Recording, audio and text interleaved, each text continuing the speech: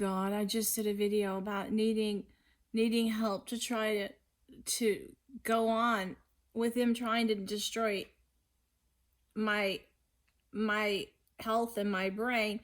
First thing they do is send me another conference invitation. It's about never letting me leave. What I would love to do, which is what they don't want me to do, I would love to tell people how not to become victims of this group. I would love to go back and see all the terrible things they did that I wasn't aware of at the time. But do you know, when I first caught on to them trying to get into my soul through my mind and destroy me, they would always delete everything I put on my computer to try to help me heal. Every time I confronted this diabolical person doing this, they would multiply everything on the page to make it like a whole page full of the same line.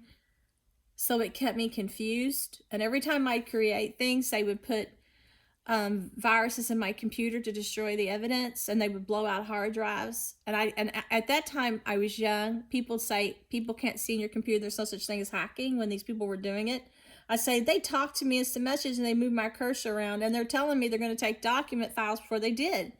And I go, and they'd say at the Circuit City, "That's impossible. I'm a computer expert. No one can see into your computer." That's when they first started stealing my work. But they want to control my brain like a computer. They want you at the computer, and they want to use their space weapons to probe your mind and gain access to it. And then they try to use the space weapons to control the mind while they interacted with me through the computer, to program, to terrorize, to use their armies to influence. And so they don't want me healed because they want the devil to get in. And the whole point of never letting me to go back to reclaim my past, to even though Mark Alcock found stories that had been stolen, he said, through hard drives they had damaged. He said because he was the first one pioneering in the computer business, the first one to be the top expert working with CIA in LA. The CIA, he said, didn't know what criminals were doing. He was able to repair, he said, hard drives that other people couldn't have repaired with my stories. But when I was putting out my heart and soul into my work, and they were making fun of me after they stole it and say, ha, we're going to build an empire and you're not in it. And then later they're trying to get me to get in the empire 20 years later and trying to kill me because I won't. But at the time they were saying, ha, you'll never be us. It's a sick group. So they said before, we want to make you a Mad Hatter. And one of them sent me a letter and said, the best people are crazy. Don't you know that? It's sick. It's bizarre. What kind of nuts would want to be crazy? The soul is beautiful and pure and holy and strong. You know, why would they want to destroy the soul? So by them taking away all that stuff, they thought they destroyed every bit of evidence and they could just clean house. Well, they didn't know a lot of it was copyright protected. So then they tried to kill me for having the evidence. And then, you know, I couldn't believe it when I heard they were going to put a copyright on the internet, because I knew that the people would just steal everybody's work. So I kept calling Library of Congress. I said, don't ever offer copyright on the internet.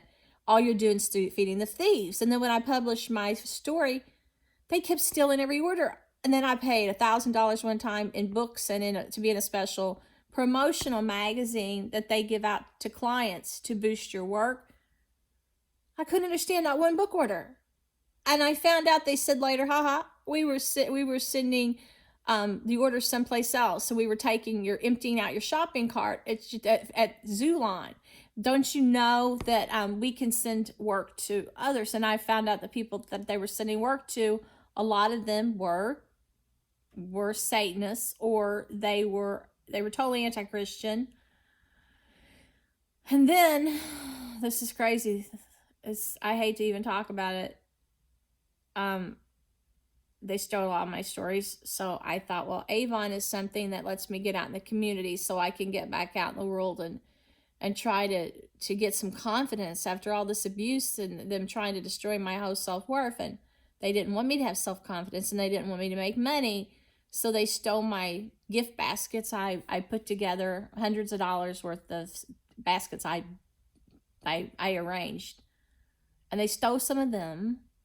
And they started giving all my Avon orders for a whole year to other people. So I was doing all this advertising. I was buying all the brochures. I was putting out the brochures. I was buying all the products to use the same. Listen, they were stealing every penny. One woman they sent my Avon orders to was on another island, a tropical island. And this went on for years because they laughed at me and said I was gullible. So here it is today, and I'm trying to live when I know I'm dying. I know they're destroying my mind, and I know they're destroying my heart. And I just try to look at something to exist and build from, to feel good about myself. And instantly they're sending me invitations to computer conferences. If I had never gone to a conference, then I would have had something with my name on it published.